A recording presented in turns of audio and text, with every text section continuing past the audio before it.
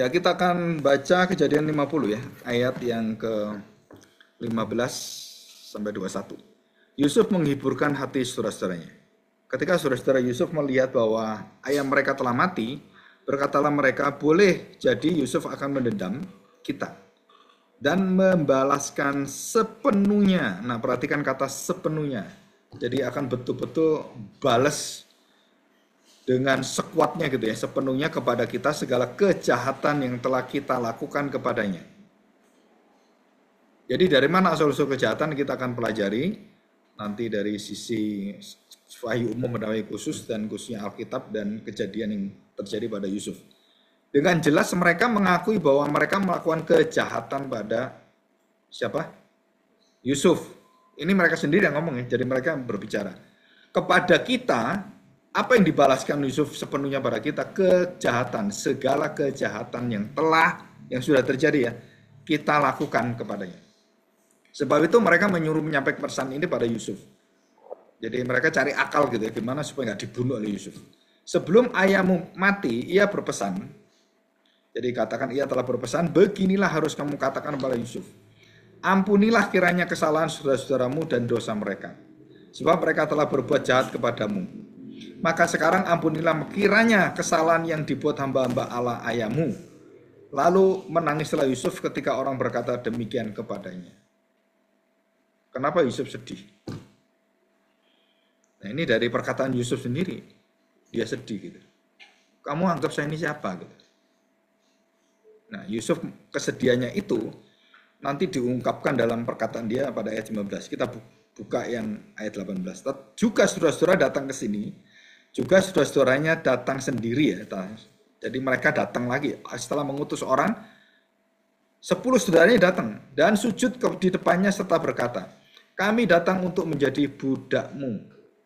Takut dibunuh mereka. Kenapa takut? Yusuf kan jadi tangan kanannya raja Fir'aun kan. Dan pasti dia bisa bunuh orang sesuka hatinya, gampang itu. Kekuasaan dari tangan dia dan diserahkan pada dia. Dan dikatakan apa? Dengan alasan bahwa bapaknya itu suruh ngampuni saudara-saudaranya Yusuf itu. Jadi kesalahan, dosa mereka, kekejaman mereka itu disuruh ngampuni. Apakah papanya pesan gitu? Yang nggak tahu, kita kan di Alkitab juga nggak dijelasin kan. Nah, dikarang-karang oleh mereka. Nah, ini perhatikan. Juga saudara-saudaranya datang sendiri sujud dan mengatakan, kami datang untuk menjadi budakmu. Perkataan siapakah ini pernah terjadi seperti ini? Anak bungsu. Masih ingat anak terhilang? Aku akan kembali pada papaku asal jangankan jadi anak, nggak pantas saya. Jadi budaknya. Nah, ini sama. Ya. Jadi budak. Jadi budak itu apa ya? Istilahnya itu yang nggak punya hak apa-apa ya, budak itu ya. Yang disuruh, yang nggak punya kemauan sendiri. Nah, ayat yang 19, tetapi Yusuf berkata pada mereka, janganlah takut sebab aku inikah pengganti Allah. Nah, ini yang ditangisi oleh Yakub. Kenapa Yakub menangis? Karena dia dianggap sebagai pengganti Allah. Dan dia takut sekali dengan itu. Memang saya ini Allah gitu. Kok kamu sembah terus suruh ngampuni, yang bisa ngampuni siapa? Hanya Allah. Terus saya kok kamu suruh ngampuni? Ya, saya nggak lebih baik dari kamu. Jadi Yusuf itu betul-betul tahu posisi dirinya bagaimana dan bagaimana dia merendahkan hatinya dan dia menolak untuk melakukan apa yang hanya bisa dilakukan oleh Allah. Aku bukan pengganti Allah. Ya. Memang kamu telah mereka-rekakan yang jahat terhadap aku, tetapi Allah telah mereka-rekakannya untuk kebaikan. Nah, ini penting ya, nanti kita akan lihat ini. Dengan maksud melakukan seperti yang terjadi sekarang ini, yakni memelihara hidup suatu bangsa yang besar. Jadi apa sih kalau manusia sudah jahat itu, apa pikirannya? Mereka-rekakan yang jahat. Kalau Allah mereka-reka yang baik.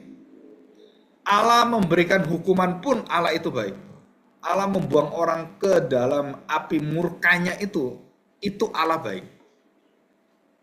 Mereka mengatakan, oh Allah kerja membunuh saya gitu. Enggak, menurut kamu gitu. Tapi menurut kita dalam iman kita, Allah waktu menghukum orang berdosa, dia adalah baik. Dia melindungi orang-orang yang lain. Kenapa orang di penjara itu baik? Karena melindungi orang yang akan dibunuh oleh orang itu. Oh ini pemerkosa, dikeluarin, perkosa orang lagi. Jadi supaya nggak memperkosa ya harus dihukum. Untuk apa? Untuk kebaikan lingkungan dan semuanya. Dan Allah kerjakan itu. Ini supaya kita tahu ya. Jadi kita dilihat di sini bahwa pemikiran manusia, ya pemikiran kita manusia ya, ada dua arus ya. Dua arus begini. Ini jahat dan baik.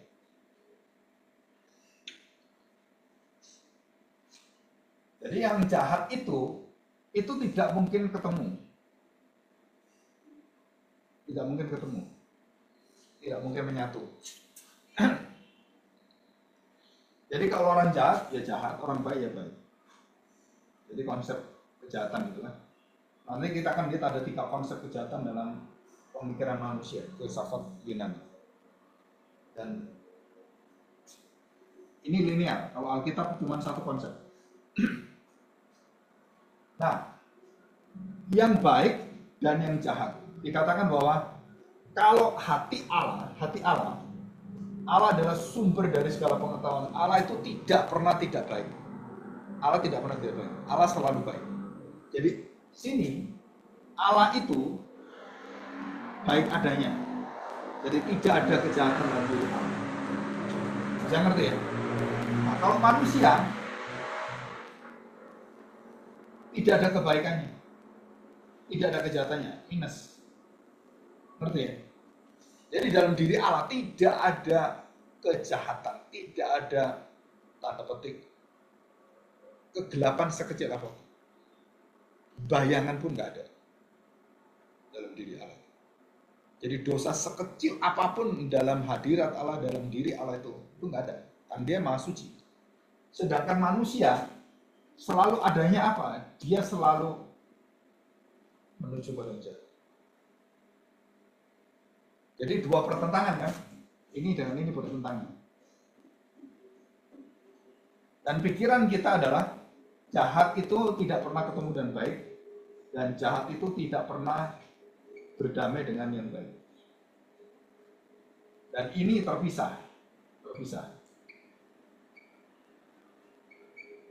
Ya, terpisah. Nggak pernah menjadi satu. Yang positif negatif bisa satu. Nah, kalau dia disatukan, dia akan menjadi gerak yang saling menentang jadi putaran. Kan elektronik kan gitu. Plus min itu kan jadi berputar. Nanti kita akan lihat konsep Yunani, konsep yin dan yang, ya. Dan kemudian konsep dualisme.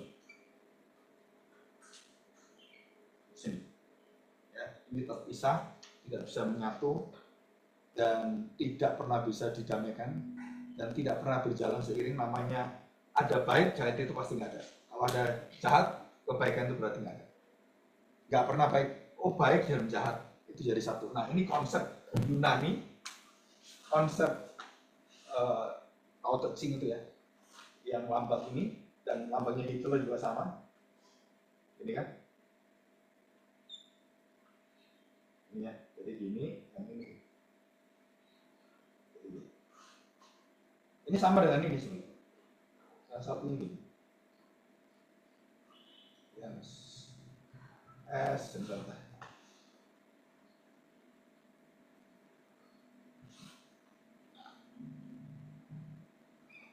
Nah, jadi papua gini.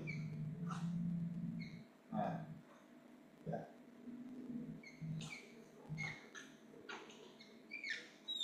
Nah, gini.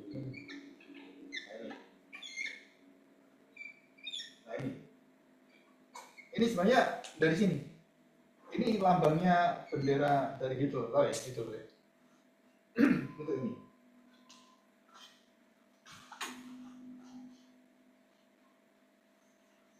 Ya, dualisme ini artinya dualisme juga. Nah, dualisme ini dipakai dalam Injil Yohanes. Semua tulisan Yohanes memiliki ciri khas dualisme. Dualisme rohani dan dualisme dunia. Yang duniawi, ada dualisme secara rohani. Ya, terang gelap itu kan ada. Kambing domba, terus kerajaan terang, kerajaan gelap, itu dualisme. Dualisme rohani yang tidak pernah dipisahkan seperti ini. Tidak pernah dijadikan satu. Nah, sekarang bagaimana menurut Alkitab nanti dan bagaimana menurut Yunani, terus kemudian filosofi timur, Chinese dan semuanya, dan termasuk pengertian dalam dunia modern tentang dualisme. Ya, saya jelaskan secara singkat aja. Nah, menurut Alkitab, kejahatan itu adalah sesuatu yang tidak ada. Kenapa tidak ada? Tadi kan dikatakan di dalam alam menciptakan hari pertama dulu sampai hari ke-7 tidak ada yang tidak baik, semua baik. Jadi nggak ada yang nggak baik.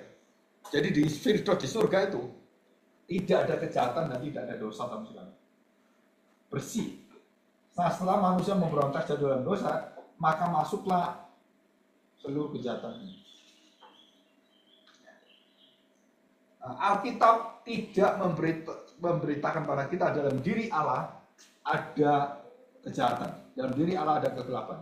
Bahkan dikatakan bahwa di dalam diri Allah yang ada adalah selalu kebenaran. Allah adalah kasih, Allah adalah keadilan, Allah adalah keselamatan, dan itu semua di sini.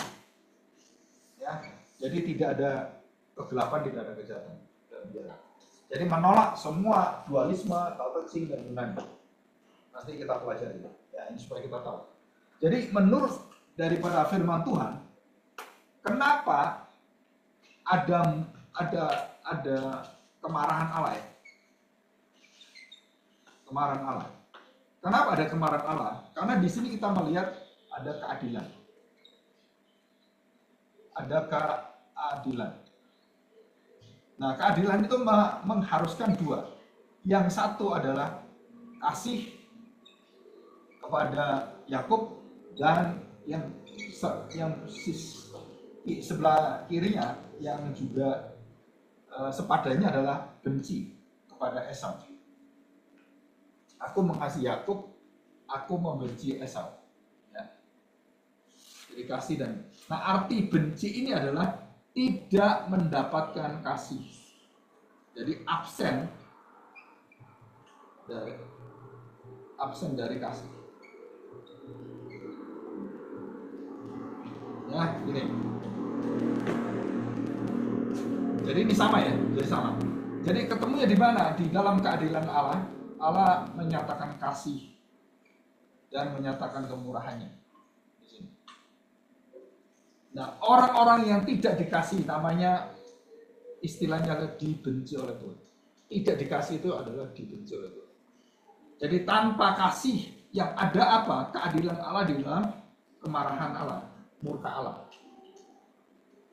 Kenapa ada murka Allah? Karena absennya kasih Allah, pengampunan dan kemurahan hati Allah.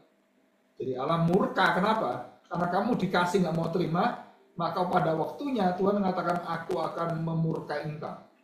Jadi waktu Allah memurkai, marah, murka, itu Allah sudah menjalankan kasihnya. Jadi kasihnya itu digerakkan oleh belas kasihan dan kemurahan.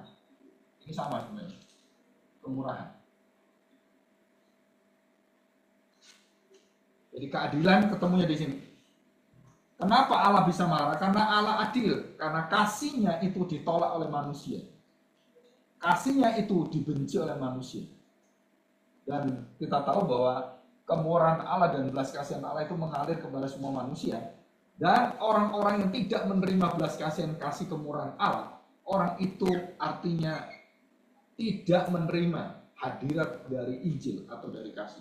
Absen dari kasih. Jadi di sini. Di sini. Oke, kita akan melihat catatan kita. Yang pertama, pengertian dari kita lihat pengertian dari Yunani ya. Kita pengertian dari Yunani. Coba kita lihat.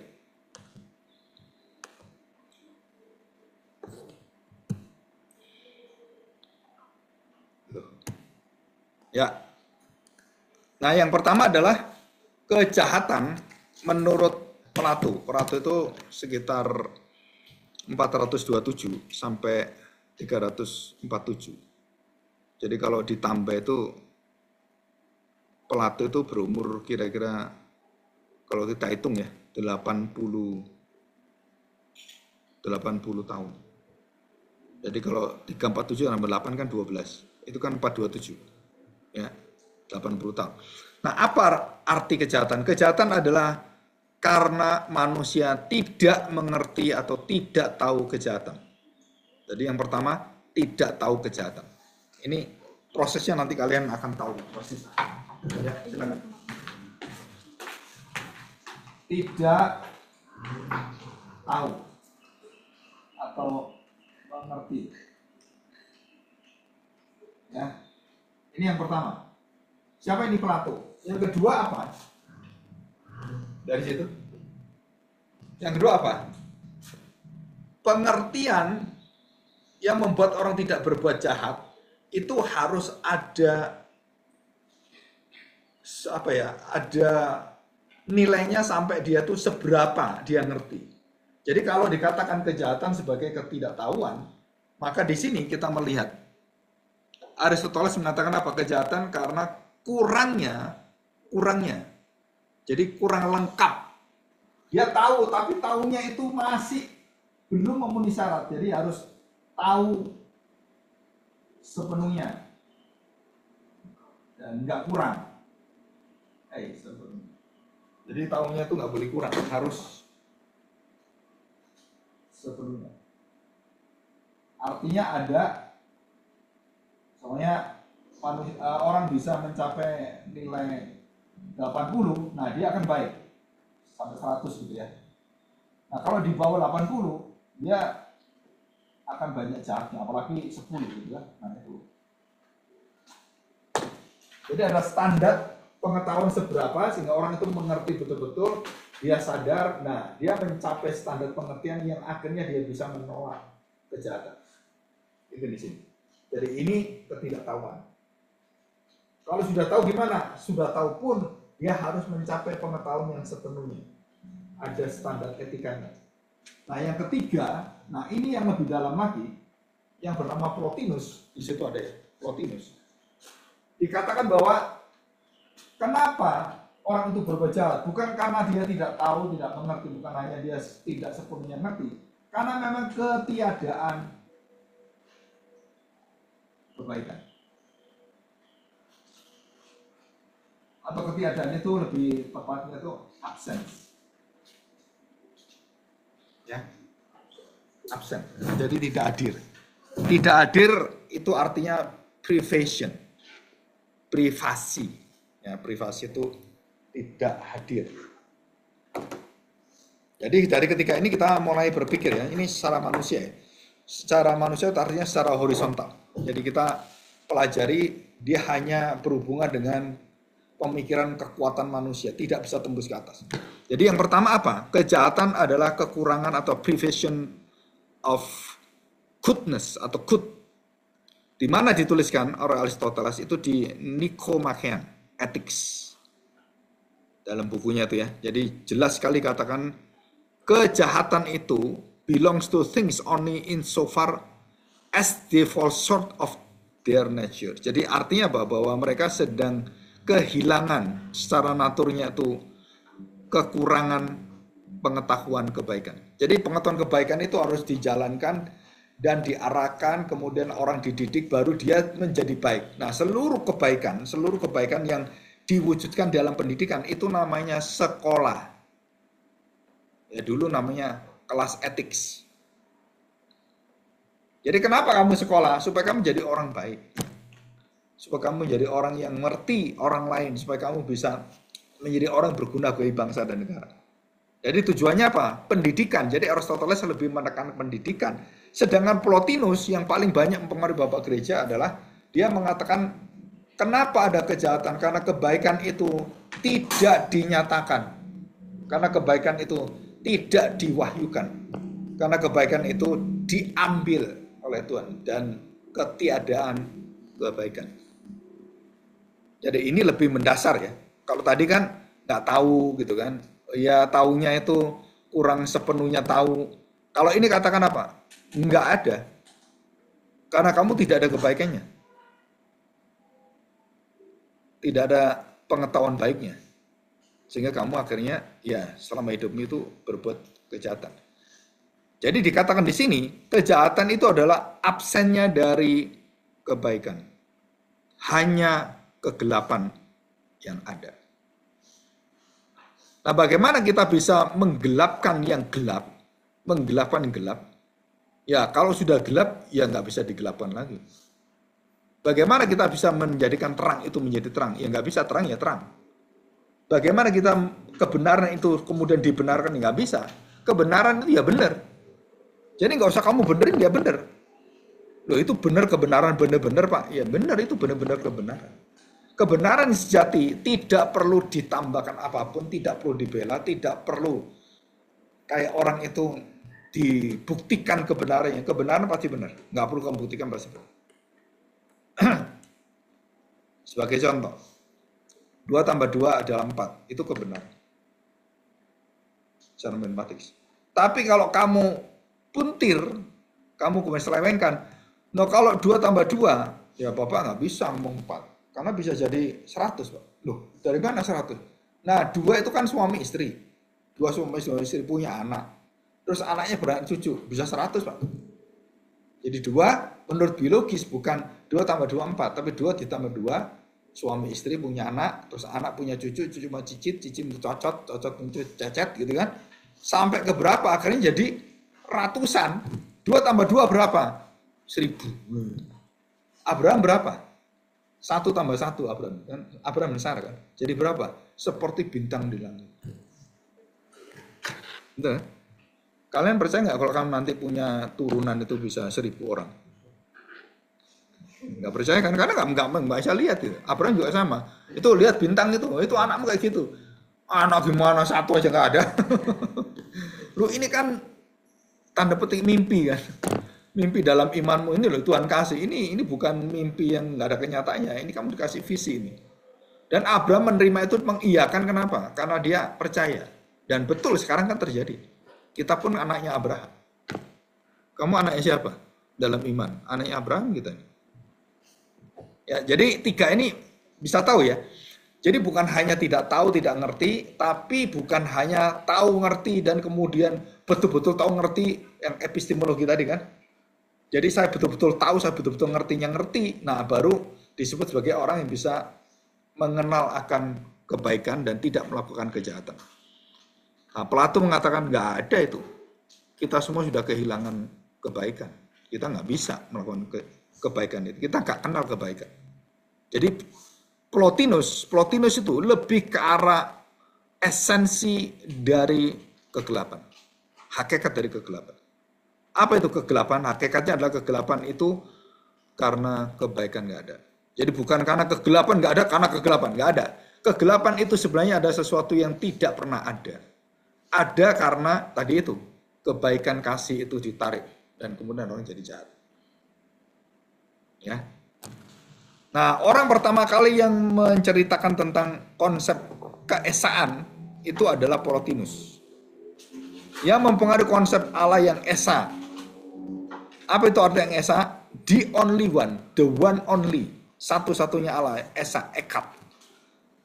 Kenapa dikatakan satu-satunya? Maka kalau dia satu-satunya, semua hal yang tercipta yang ada berasal dari siapa? Ya, dia satu-satunya. Tidak ada yang lain. Nah, kalau Allah itu adalah Allah satu-satunya, maka semua yang ada, kalau kita sembah, itu namanya berhala. Jadi satu-satunya bukan berhala itu adalah Allah. Selain Allah semua berhala, termasuk istrimu, suamimu, bapakmu, pendetamu, nenek moyangmu. Ya, semuanya. Ya, oke, itu namanya yang esa. Ya, sumber dari segala kebaikan adalah Tuhan. Nah, bolehkah kita mengatakan iblis adalah sumber dari segala kejahatan? Nggak bisa. Karena kejahatan, kegelapan tidak ada sumbernya. Ya, kenapa tidak ada sumbernya? Kenapa tidak ada sumbernya? Ya, terang. Terus kemudian gelap. Kenapa gelap ini tidak ada sumbernya? Karena gelap ini sumbernya bukan dari gelapnya. Gelap sumbernya dari mana? Karena absen atau tidak ada, ya tidak ada kebaikan atau terang. Jadi iblis, bisakah disebut iblis adalah sumber dari kegelapan? Gak bisa. Iblis sendiri pun kegelapan. Dia bukan sumber kegelapan. Apakah bisa disebut Allah adalah sumber kegelapan? Gak bisa sumber kegelapan. Allah itu sumber terang. Pak, berarti sumber dari gelap itu apa? Karena tidak ada terang. Allah mencabut kasihnya, Allah mencabut belas kasihannya, Allah mencabut pengampunannya. Matilah kamu semua. Seperti itu. Jadi kalau kita ditanya sumber daripada kejahatan itu apa? Kejahatan bukan keberadaan. Kejahatan adalah penyimpangan dari hal yang bersifat baik.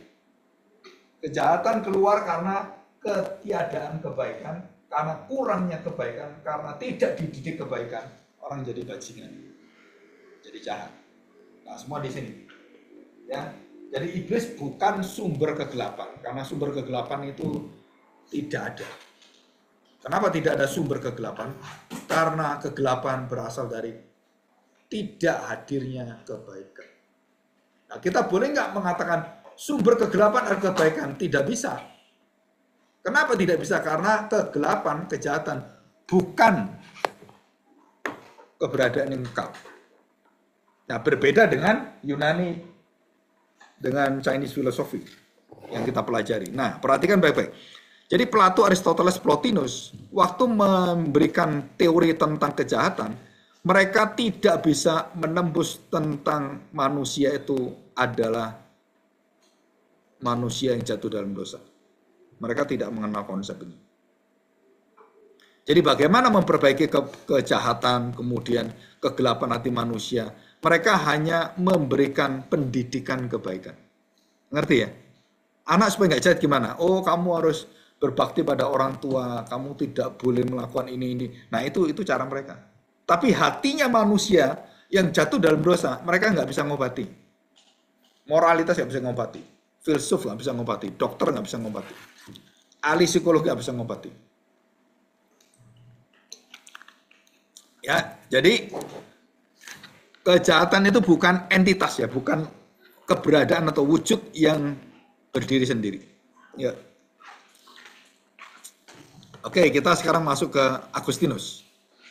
Nah, Agustinus mengembangkan pemikiran Plotinus, pengaruh dari filsafat itu kan. Dan kemudian dalam pemikiran itu dia kemudian mensinkronkan ya, jadi mengusahakan sejalan dengan firman Tuhan. Dalam bukunya City of God, Agustinus mengatakan demikian, kejahatan, evil, has no positive nature. Jadi dia lebih ke arah bukan ketiadaan ya, tetapi ada sifat yang dikatakan tidak pernah baik. No positive nature. But the loss of good has received the name of evil, atas nama kejahatan. Jadi secara natur manusia itu jatuh dalam dosa, maka secara natur itu pun manusia tidak pernah menyatakan sifat yang positif sesuai dengan kehendak Tuhan. Jadi dikatakan bahwa kehilangan atau tidak hadirnya kebaikan.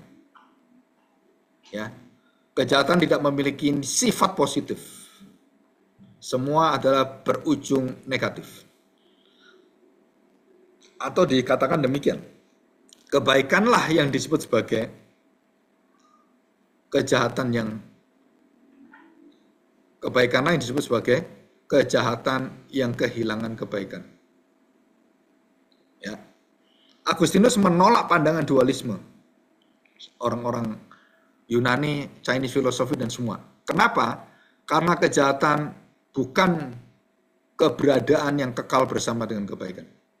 Kejahatan itu tidak kekal. Dia hanya ada karena adanya dosa. Dan kejahatan itu tidak pernah ada dalam nilai-nilai kekekalan surgawi. Dan di sana tidak pernah ada bertahta sekecil apapun kegelapan dan kejahatan. Jadi kejahatan dan kebaikan adalah dua kekuatan yang kekal, itu ditentang oleh Agustinus. Ya.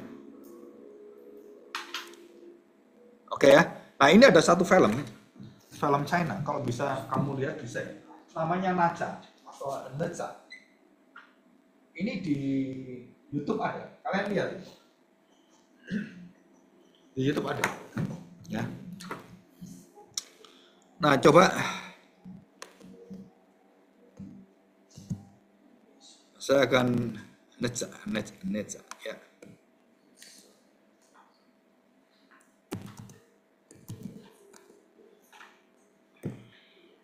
Nah, ini.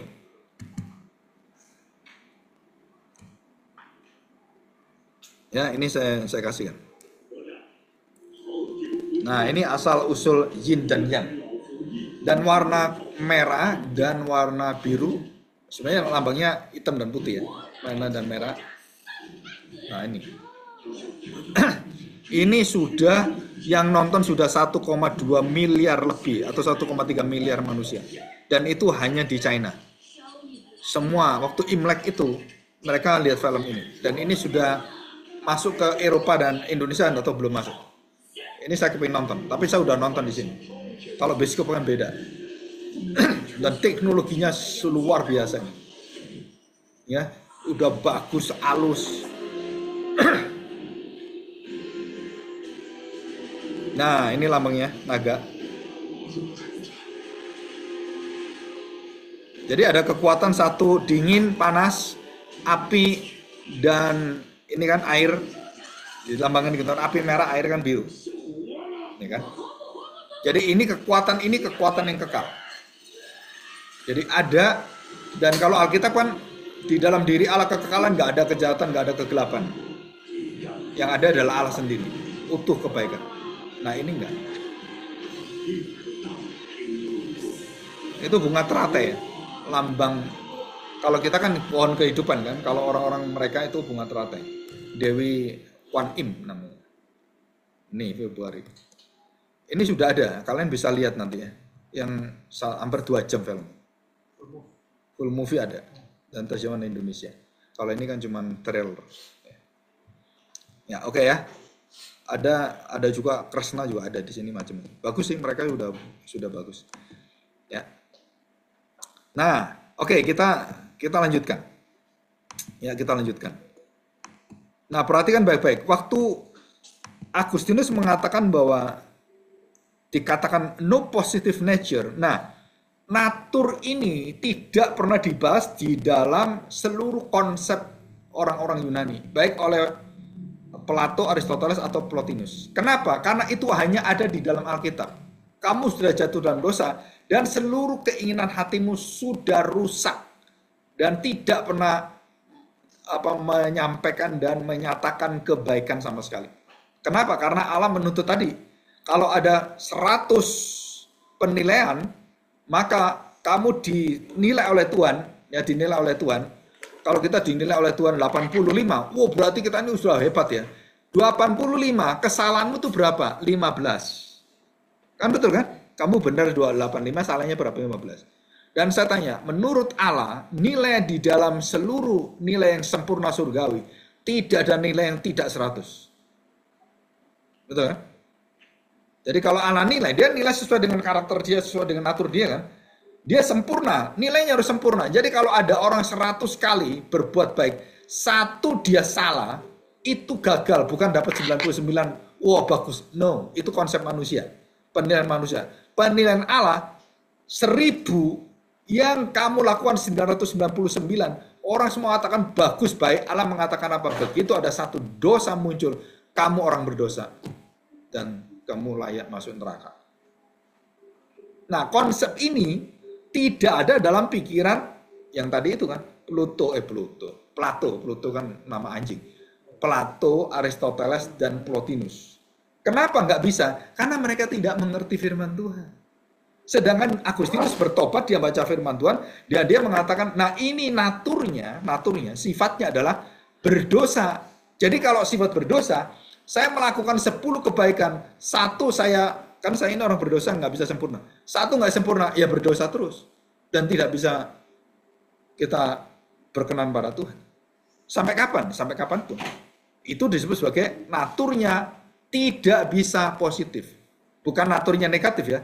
Jadi naturnya itu tidak bisa mengerjakan yang positif dengan nilai sempurna dari Allah. Itu natur kita jatuh dalam dosa. Jadi yang bisa jawab siapa? Alkitab, bukan Agustinus. Agustinus melihat pengetahuan dalam filsafat itu dan dia membawa itu dalam ide yang dekat dengan Alkitab, yaitu ketiadaan itu. Kenapa ketiadaan? Karena sifat manusia itu jatuh dalam dosa. Nah ini tidak ada dalam Plato, Aristoteles, dan Plotinus. Bisa ngerti nih ya? Jadi saya tanya, waktu kamu diselamatkan berdasarkan apa? Naturmu nggak ada yang baik. Tidak mencari Allah. Tadi kan Roma 3 itu kan. Tidak ada yang mencari kebenaran. Hidupmu itu nggak benar semuanya. Mulutmu penuh dusta, penuh dengan kebohongan, penuh dengan dendam, penuh dengan gerutu, penuh dengan keluh kesah, penuh dengan kedengkian, iri hati, dan itu manusia kita, dan itu natur kita yang tidak pernah positif. Ya, oke, bisa ngertiin ya. Nah, kita masuk lebih dalam lagi. Kenapa Agustinus menolak dualisme? Nah, tadi saya jelaskan. Karena dualisme memberitahukan pada kita bahwa kejahatan itu berada dan tidak ada yang menciptakan. Jadi dia adalah masuk dalam keberadaan yang kekal. Nah, siapakah keberadaan yang kekal yang tidak diciptakan? Bukan kejahatan. Itu adalah Allah sendiri. Jadi kalau kita mengatakan kejahatan adalah ada dalam kekekalan, nah dia bukan pencipta. Kok bisa ada kekal? Nggak bisa. Jadi ditolaklah konsep semua ini. Konsepnya orang-orang dualisme, orang-orang Yunani, yang mengatakan kejahatan dan kebaikan itu selalu ada. Jadi sebaik-baiknya dewa-dewa itu, dewa-dewa pun akan jatuh dalam dosa dan kemudian jatuh menikah dengan manusia. Aduh, manusia kok cantik ya. Akhirnya dewa-dewa itu tertarik kawin dengan manusia. Jadilah Hercules. Betul kan? Hercules itu kan campuran dewa dan manusia. Karena Hercules lebih cinta manusia lagi, maka Hercules jadi mati dia. Harusnya nggak bisa mati. Dewa nggak bisa mati. Tapi karena dia cinta kepada pacarnya, sampai masuk ke dalam ruang Hades, ya, itu dilemparkan ke Hades, dan Hercules mencari itu sampai dia mati dan dia menjadi manusia, berkorban. Mirip dengan cerita Tuhan Yesus ya. Termasuk Krishna juga ada cerita seperti ini, cerita-cerita penebusan. Tetapi natur dari manusia itu bisa baik masalahnya. Jadi kalau kamu kemudian jatuh, terus kamu jadi baik, kamu naik menjadi setengah dewa. Kalau kamu baik, kemudian lebih baik lagi, kamu jadi dewa. Kalau kamu baik, kamu jadi dewanya dewa. Nah, dewanya dewa apakah bersih putih? Enggak. Nanti kalau dia jatuh dalam dosa, dia dilempar jadi manusia. Itu namanya reinkarnasi. Ngerti? Kita tidak percaya reinkarnasi, kita percaya inkarnasi. Apa bedanya? Reinkarnasi adalah orang yang bisa kembali lagi dan menjadi wujud yang lain. Jadi kalau saya mati, reinkarnasi. Kenapa?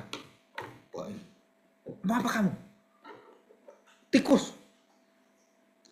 Jadi mau mukul tikus. Ini di India kan, mau tuh.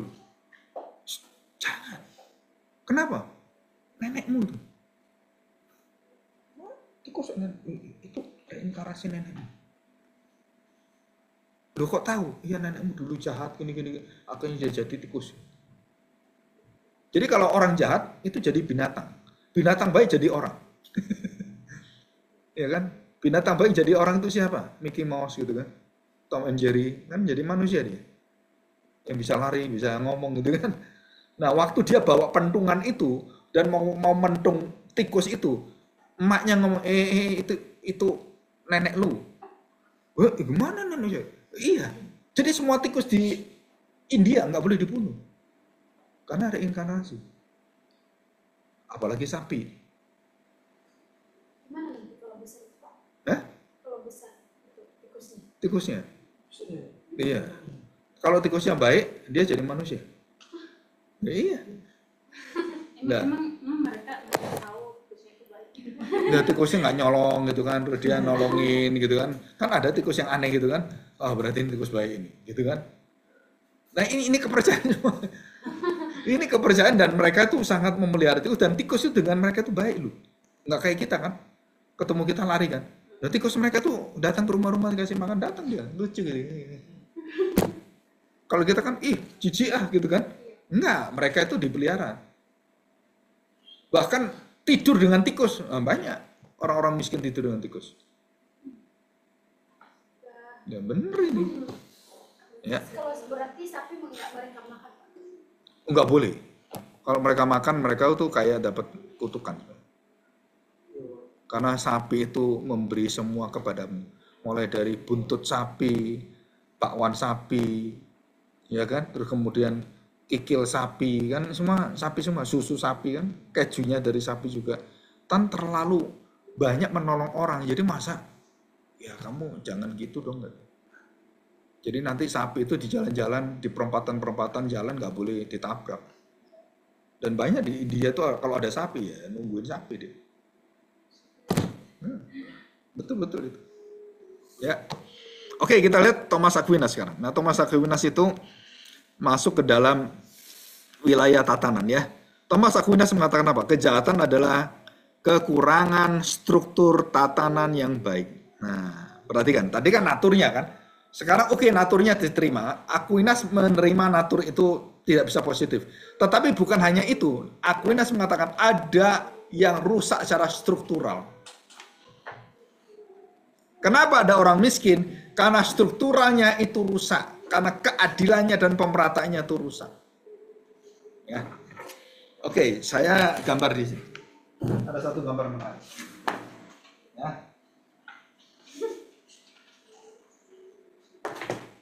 Ini ada orang di sini kan? Ya. Orang kecil, terus ini orang besar, terus ini lebih. Nah, ini di sini ya. Nah, di sini ada pertandingan ya, sepak bola. Ya, ini ada gawangnya. Ini ada gawangnya. Nah, ini yang kecil ini dia nggak bisa lihat, nggak bisa lihat. Dan supaya dia bisa lihat, kan kita harus memberi tiga orang ini sama rata, betul ya, sama rata. Dan diberikan sama rata. Nah, kita kasih di sini kotak 1 meter, kotak 1 meter, kotak 1 meter. Yang gede kan tinggal gini sedikit, dia bisa lihat. Dan dibantu dengan kotak ini. Ya, 1 meter. Terus yang gede naik. Wah, dia jelas kan, lihat kan. Kenapa? Dia sudah tinggi kan, lihat semua. Bisa lihat dari ujung ke ujung, nggak ada halangan. Nah, anak ini yang cuma 50 cm, dia naik. Dia pas lihatin gini. Lihat enggak, lihat enggak, lihat enggak. Nah, yang ini bisa lihat kena lehernya, jadi bisa lihat. Tapi yang paling puas siapa? Ini, karena dia separuh badannya lihat. Nggak terhalang kan? Ini masih terhalang, ini sudah nggak terhalang, nggak bebas. Nah, ini bebas, sebebas-bebas. Nah, ditolong dengan tanda petik. Semua dibantu yang sama. Jadi papannya sama, kotaknya sama, ukurannya sama, semua sama. Ini adalah keadilan pemerataan. Apakah ini adil? Adil. Karena kita berinya sama. Dari pemberiannya adil. Betul kan? Tapi dari fungsi keadilannya nggak adil. Kenapa? Nggak adil.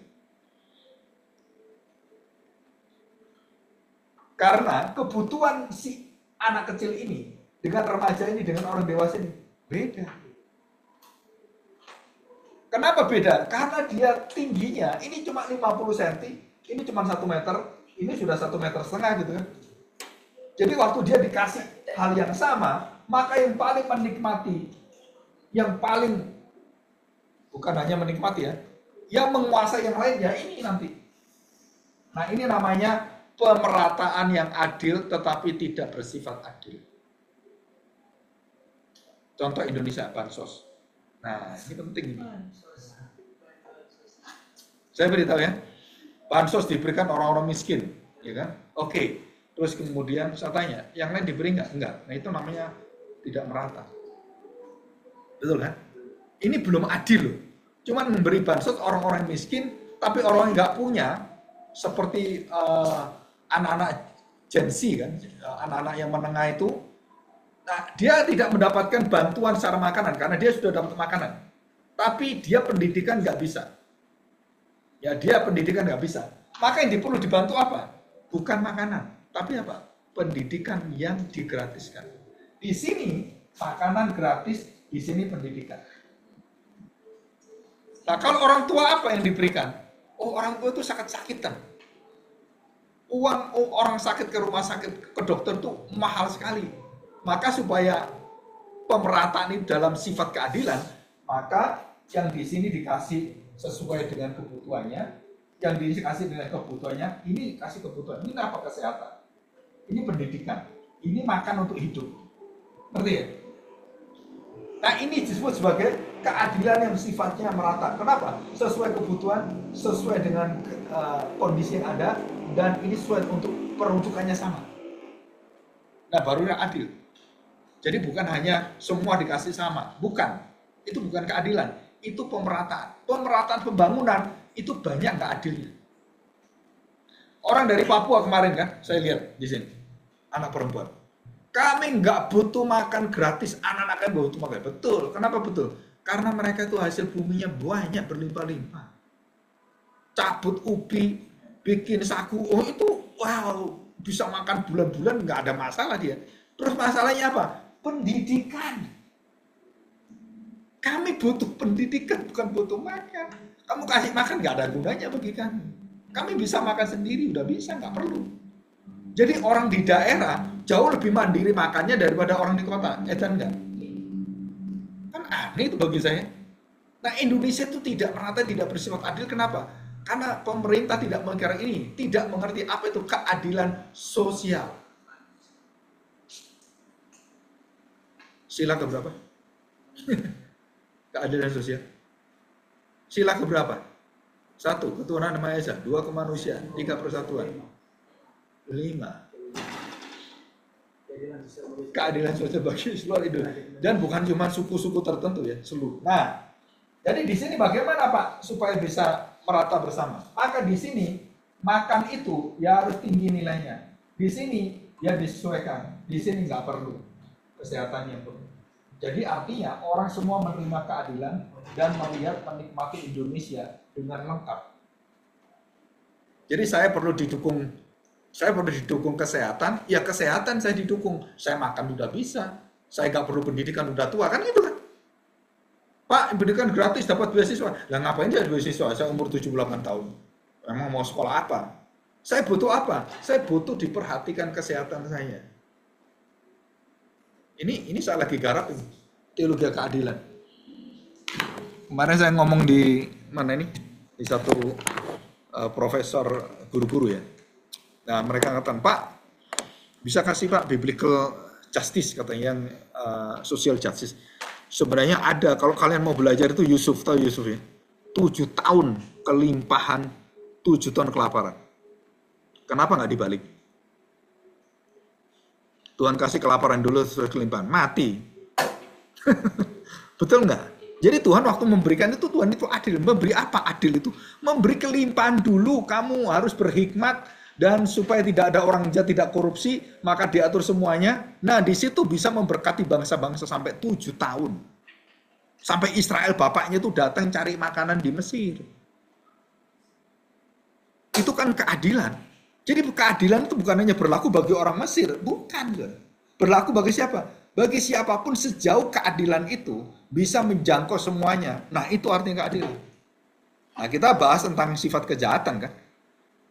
Jadi kejahatan itu bukan karena kurang pendidikan, kurang tahu, tapi dikatakan Agustinus, karena sifatmu tidak bisa baik, maka kamu jahat.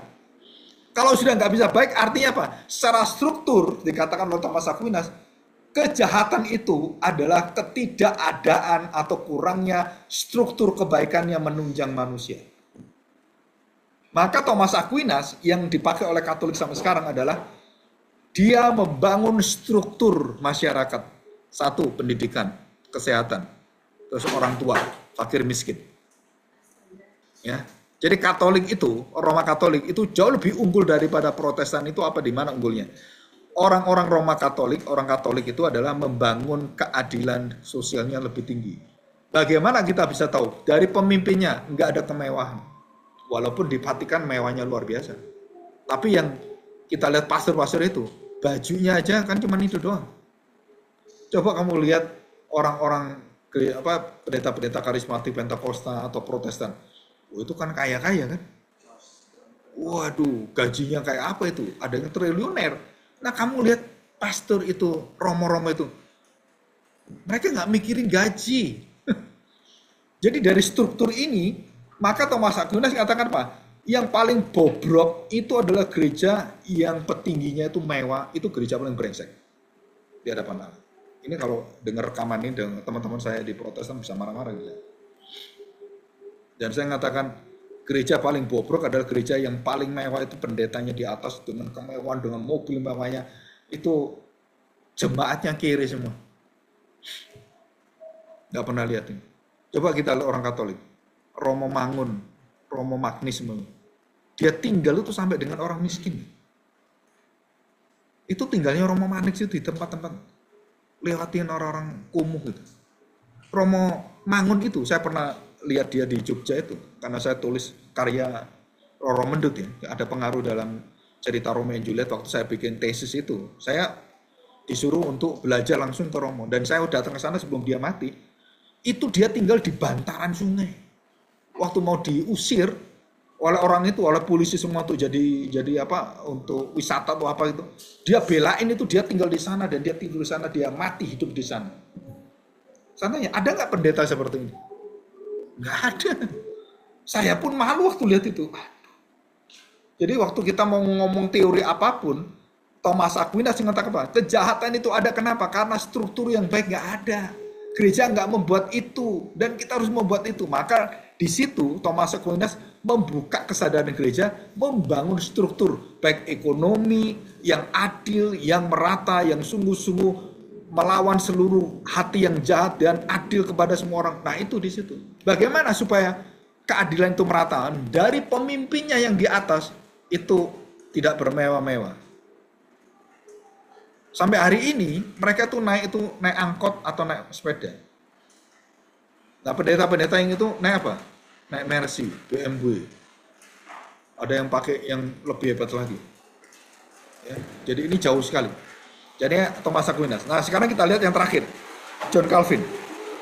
Ya, nah John Calvin mengatakan yang lebih dalam dari semuanya. Tadi kan ketiadaan kebaikan. Terus kemudian sifat manusia jatuh dalam dosa, tidak bisa berbuat baik dan tidak ada struktur. Nah, John Calvin mengatakan dari manakah seluruh terjadinya kejahatan dan kebaikan? Dia katakan kedaulatan Allah. Dan ini sumbernya di atas. Jadi John Calvin lah yang menembus semua urusan itu kepada internal Tuhan. Kalau Tuhan tidak izinkan, tidak pernah ada kejahatan. Kenapa ada kejahatan? Karena Tuhan sudah berdaulat menetapkan itu. Loh Pak, kalau Allah berdaulat menetapkan, apa dia berdosa? Enggak. Ya, saya beritahu gini, contohnya. Seorang polisi, saya penyidik kan.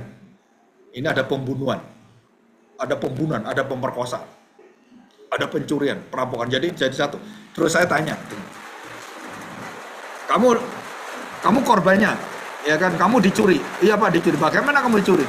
Rumah saya dibobol Pak, dicungkil seperti ini. Oke, ditulis kan, diketik. Ini. Terus kemudian, bagaimana kamu diperkosa? Iya Pak, malam-malam saya nggak tahu, terus saya dikasih asap. Terus kemudian waktu saya bangun itu, saya kayak mabuk gitu kan, pusing gitu. Terus kemudian ada orang yang datang kemudian menelanjangi saya, terus dia detail, kan itu detail polisi. Terus dia apain? Kamu ingat apa? Nah saya tanya sekarang, waktu polisi menyelidiki, tahu kejahatan dilakukan semua itu, apakah dia berdosa? Hah? Kan semua tahu dia, oh ini kamu setelah itu kamu dicekik kan, ya kan? Iya karena saya berontak, saya mau dicekik. Nah waktu polisi menyelidiki detail semuanya, tanya, dia berdosa nggak? Enggak, dia memiliki pengetahuan kejahatan, tapi dia tidak berbuat dosa. Betul kan? Karena dia berperan sebagai apa? Polisi. Jadi dia tidak bisa katakan, oh polisi itu jahat. Nggak bisa jahat. Allah berpengetahuan tentang kejahatan semua dia tahu dan belum terjadi pun dia tahu. Itu bukan menjadikan Allah jahat, karena Allah tidak pernah berbuat jahat. Allah mengerti apa itu kejahatan, apa itu busuknya hati manusia. Tapi Allah itu kudus dan seluruh pengetahuan ini adalah untuk membentuk satu penebusan manusia, satu keadilan Tuhan. Jadi ngerti sekarang? Kalau Allah menetapkan dosa, Allah berdosa. Bukan. Allah tahu semuanya. Allah mengarahkan semuanya. Jadi dia tidak akan dikatakan, oh Allah itu pembuat dosa. Nggak bisa. Seperti polisi tadi kan. Tanyain semuanya. Apa dia berbuat dosa? Enggak, yang dosa itu manusia. Tapi dia tahu. Dia bisa mengarahkan. Dia bisa menghukum orang. Dia bisa membela kamu. Nah itu keadilan Tuhan. Ya. Jadi bisa nangkep ini kan. Nah, kalau bisa nangkep ini, ya itu artinya John Calvin itu berhasil ngajar kamu. Allah berdaulat. Jadi kejahatan itu bisa beresnya hanya di tangan kuasa Allah yang berdaulat. Dan manusia nggak bisa beresin. Moral nggak bisa beresin. Ya. Oke, minggu depan kita lanjutkan ya. Tentang asal-usul manusia. Nah, dari kejahatan nanti manusia. Nah, itu doktrin manusia. Oke.